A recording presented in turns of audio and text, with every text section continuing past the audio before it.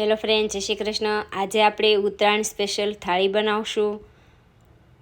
તો આ થાળી ફક્ત 30થી 35 મિનિટમાં બની જાય તે રીતે બનાવશું। તો થાળીમાં ડ્રાયફ્રૂટ, દૂધ, ઊંધિયું, ખમણ ઢોકળા અને પૂરી બનાવશું। તો ગુજરાતીઓના ઘરમાં ઉત્તરાયણ ઉપર ચોક્કસ ઊંધિયું બનતું જ હોય છે, અથવા તો બહારથી લાવીને ખાતા હોય છે, પણ ઊંધિયું ખાવું તે વાત 100% સાચી હોય છે।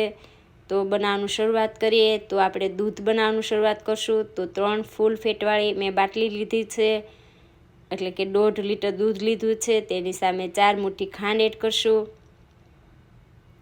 3 બાટલી સામે 3 મુઠ્ઠી ખાંડ અને 1 મુઠ્ઠી ખાંડ મેં ડ્રાયફ્રૂટના ભાગને એડ કરી છે। દૂધને ઉકળવા દઈએ। તે આપણે મૂઠડી બનાવશું। તો લીલા ધાણા અને લીલી મેથીને મેં ધોઈને લીધા છે, બંને એક સરખા પ્રમાણમાં લીધા। 4 ચમચી ચણાનો લોટ, 1 ચમચી ઘઉંનો જે જાડો લોટ આવે છે એ લીધો છે। હિંગ, હળદર, ધાણા જીરું, લાલ મરચું, ગરમ મસાલો, 2 ચમચી સફેદ તલ, 1 ચમચી વરિયાળી, સ્વાદ અનુસાર મીઠું ને 1 ચમચી ખાંડ। હવે મોણ માટે મેં તેલ લીધું છે। હવે અડધું લીંબુ નીચોવશું। પાણીનો ઉપયોગ કરવાનો નથી, કેમ કે લીલા ધાણા અને મેથી મેં ધોઈને લીધા છે। તો આમાં જ આપણે આ મૂઠડીનો લોટ તૈયાર કરશું। આ રીતે મૂઠડી બનાવશો તો તમારી મૂઠડી એકદમ 100% પરફેક્ટ બનશે અને બધાને ભાવે એટલી સરસ મૂઠડી બનશે। તો મીડિયમ એવી આપણે તેલવાળા હાથ કરી અને આ રીતે મૂઠડી તૈયાર કરી લઈએ। હવે મેં કુકરમાં તેલ લીધું છે। તેલનું પ્રમાણ થોડું વધારે રાખવાનું, ગેસની ફ્લેમ હાઈ રાખવાની અને તેલ સરસ ગરમ થાય ત્યારે જ બધી મૂઠડી એડ કરવાની। થોડી બ્રાઉન કલરની થાય ત્યાં સુધી આપણે આ મૂઠડીને તળાવવા દેશું।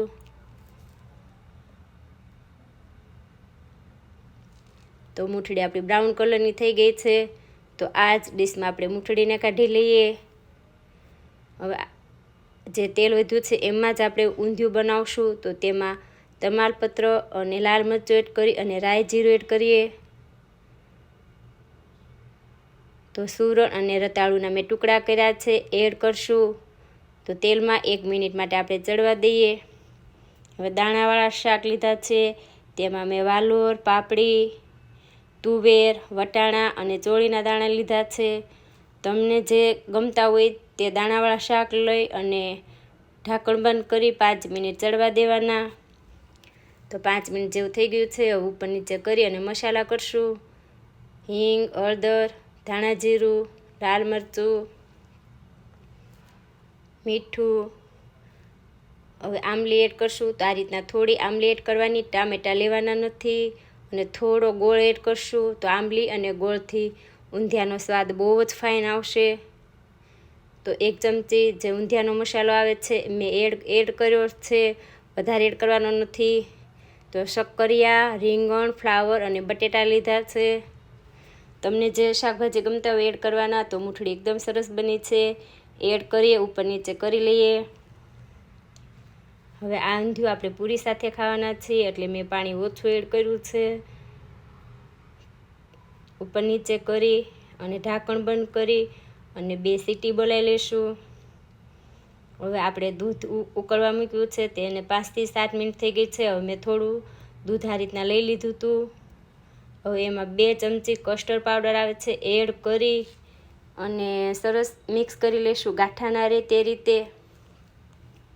આનાથી દૂધ એકદમ સરસ ઘટ બનશે। તો દૂધમાં એડ કરી અને આ રીતે ચમચો ફેરવીને હવે ડ્રાયફ્રૂટ એડ કરીએ। બદામ, કાજુ અને પિસ્તા લીધા છે। થોડા તાતણા મેં કેસરના એડ કર્યા છે। આપણે પાવડર એડ કર્યો છે, એટલે પાછું 5 મિનિટ દૂધને ઉકળવા દેશું। તો દૂધને ઉકળવાને કુલ 10 થી 12 મિનિટ જેવું થઈ ગયું છે। દૂધ આપણું એકદમ સરસ ઘટ એવું થઈ ગયું છે। તો દૂધને હવે સાઈડમાં રાખશું।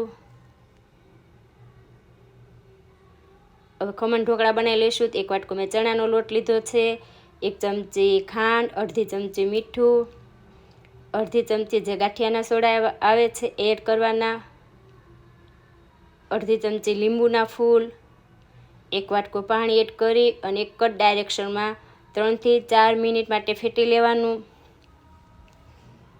3-4 મિનિટ જેવું થાય એટલે થોડું આ રીતે તેલ એડ કરીને પાછું 2 મિનિટ માટે સરસ એક જ ડાયરેક્શનમાં ફેટી લેવાનું. હવે ડીશમાં તેલ લગાડી અને આ બેટર પાથરી દઈએ. તો નાયલોન ખમણ બનાવતી વખતે ખાસ ધ્યાન રાખવાનું, ફેટેલું બેટર રાખવાનું નહીં. ડીશમાં પાથરી અને તરત આ રીતે બાફા મૂકી દેવાના. તો કુલ આપણે 12 થી 13 મિનિટ આ ખમણ ઢોકળાને ચડવા દેશું. ગેસની ફ્લેમ હાઈ રાખવાની, એકદમ સ્લો નહીં અથવા હાઈ પણ નહીં, મીડિયમ રાખી 12 થી 13 મિનિટ જેવું થઈ ગયું છે. ડીશને નીચે ઉતારી લઈએ.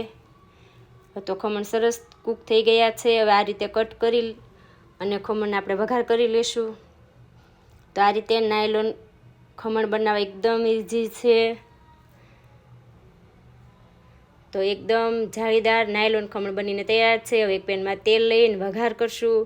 તો રાઈ અને જીરું એડ કરીએ, મીઠા લીમડાના પાન અને મરચાંના ટુકડા એડ કરીએ.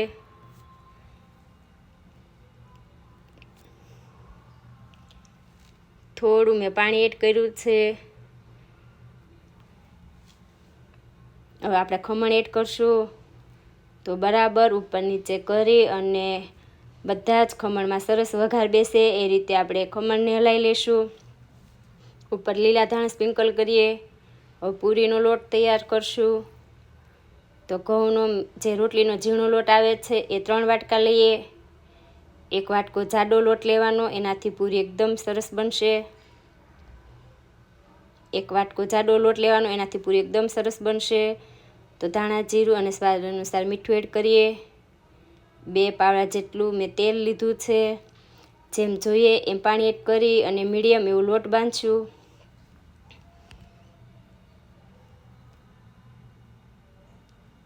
તો આ લોટ ઉપર તેલ નાખી ઢાંકી અને 5 મિનિટ રહેવા દઈએ. પાછો તેલવાળો હાથ કરી અને લોટને કૂણવી લઈએ. લોટ સરસ કૂણવાઈ ગયો છે. હવે લુવા કરી અને પૂરી બનાવી લેશું.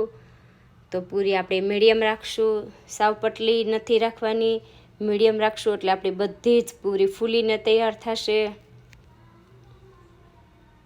હવે આપણું તેલ પણ ગરમ થઈ ગયું છે. તો આપણે પૂરીને તળી લઈએ. તો બધી જ પૂરી આપણી ફૂલીને તૈયાર થઈ છે, બની છે પણ બહુ જ ફાઇન. તો એક ડીશમાં કાઢી લઈએ. થોડી પૂરીને લાલ થવા દેવાની. હવે આ જ તેલમાં પાપડ તળી લઈએ. હવે આપણે ડીશ તૈયાર કરશું. તો પહેલાં ડ્રાયફ્રૂટ દૂધ, હવે ઊંધિયું જોઈ લઈએ. તો એકદમ મસ્ત મજાનું ઊંધિયું તૈયાર છે. એક વાટકામાં ઊંધિયું લેશું. હવે ખમણ લઈએ. હવે પાપડ, પૂરી. તો આપણી થાળી બનીને તૈયાર છે. ચોક્કસ એકવાર આ રીતે જરૂર ટ્રાય કરજો. દૂધ અને ઊંધિયું ખરેખર બહુ જ ફાઇન બનશે. બધાને ઘરમાં ભાવે એટલું ટેસ્ટી ઊંધિયું અને દૂધ બન્યા છે. તો ચોક્કસ એકવાર આ રીતે જરૂર ટ્રાય કરજો અને એકદમ ઝટપટ બની જશે. ફક્ત 30 થી 35 મિનિટમાં જ આ ડીશ બનીને તૈયાર થઈ જશે. તો તમને આ રેસીપી કેવી